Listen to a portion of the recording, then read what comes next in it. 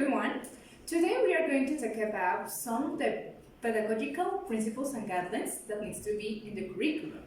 So today we are going to be focused on one specific topic, which is the framework. First of all, we need to understand what is the framework. A framework needs to be understood as the structure which the curriculum needs to be based on. So this is divided in some items. The first item is education. We need to understand that education is a key of knowledge, which means that this is an instrument that leads of knowledge. And what is the purpose of this?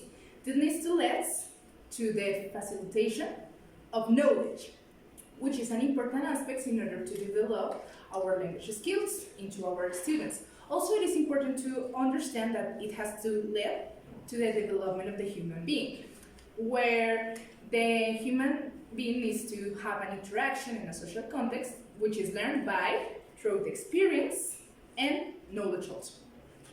We have also another aspect, which is the language, which is the main focus that we are going to talk about today, and is the main focus that our curriculum is going to be based on.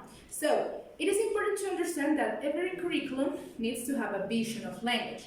We need to understand language as a social function, as something that is important into real context, and that it needs to be practiced also. And we need to understand that language also helps us to represent and interpret ideas of the world. So, some actors define the language. In this case, these specific actors, Wegner and company, they are going to define language as a nonlinear system to interpret and understand the world. This needs to be the principal focus of our curriculum changes. So, it has to be value knowledge in this case, which are going to be the base of our curriculum, which he says the DBA, Colombian law, that says that the basic knowledge needs to be imparted in schools. And to conclude, we need to understand that the men in 2015 established that law. So this is the actors of education. Another item that we need to take into account is the relation between the mother tongue and a foreign language. In this curriculum proposal, it is important to visualize the relation between the mother tongue and a foreign language. Ordonez argues that English teaching process must be complemented through comparison with Spanish so that students can understand how both languages work by establishing connections between the two of them. Competence. According to men, competence is defined as the knowledge, abilities, and skill a person develops to understand, transform, and participate in the world in which he lives. The curriculum proposal highlights the development of communicative competence in students which aim to achieve the significant learning process.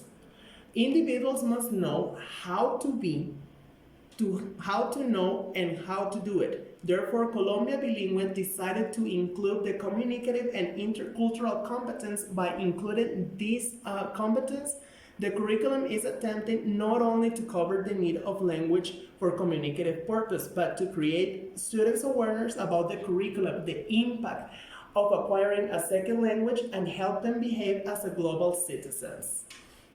Communicative competence is the ability to interpret and represent different social behaviors. It incorporates other competence in itself. These are linguistic competence, relates to the knowledge of lexical, syntactic, and phonological.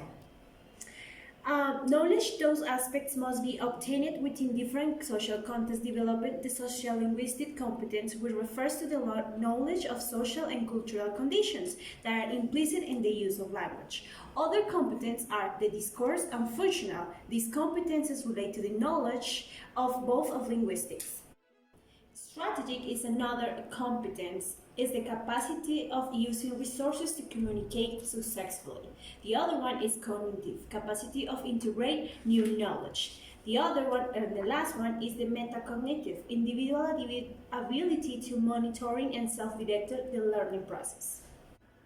Part of learning a language is related to understand the cultural background of the target language. Therefore, the importance of including the intercultural competence in the curriculum, that way it can be established a relationship between the culture inherent in the new language and the student's own language.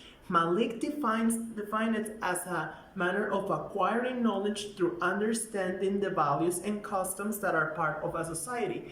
As part of including this competence is to have students that the new language culture is not superior to their own, or that their own is not superior either to the target language that they're studying. Teachers and students should be mediators and learn to understand the reality in which they live, internalize social and cultural aspects, as well as to agree and disagree on social and cultural factors.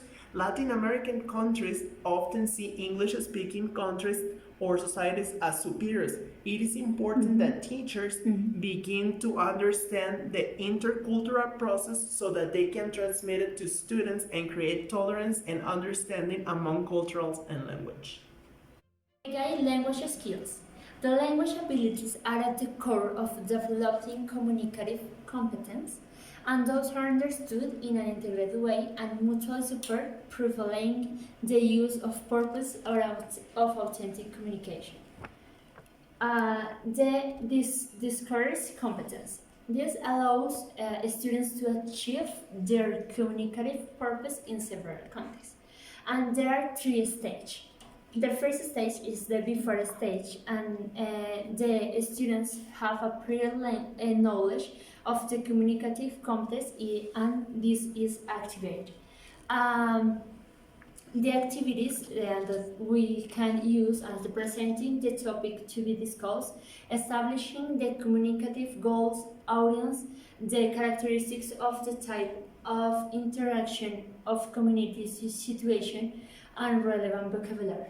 The second stage is the during stage, and the activities that activate linguistics, pragmatic and intercultural aspects way, and they affect understanding the communicative use, and the opportunities to exercise and use those abilities. And finally, the after stage, and the students reflect and discuss the implication of the situations for their context, and they make connections with other abilities and expand the opportunities to exercise them. And international references. They are related to communicative competences such as linguistic, pragmatic, and social linguistics. These ones are supposed to be developed by the students. Now, as an international reference, we have the Common European Framework. It compares the language learning in a country with international standards. It also describes the 6 levels of language proficiency. They are A1, A2, B1, B2, C1, and C2. Now, on the other hand, we have the national reference that in the document was highlighted is the Guide 22 Basic Standard of Competences in Foreign Languages. This describes also and establishes the levels that Colombian students are supposed to develop and to learn. An important thing, here in Colombia, the Common European Framework was adapted, so each institution makes the necessary adjustments to implement it in their curriculum.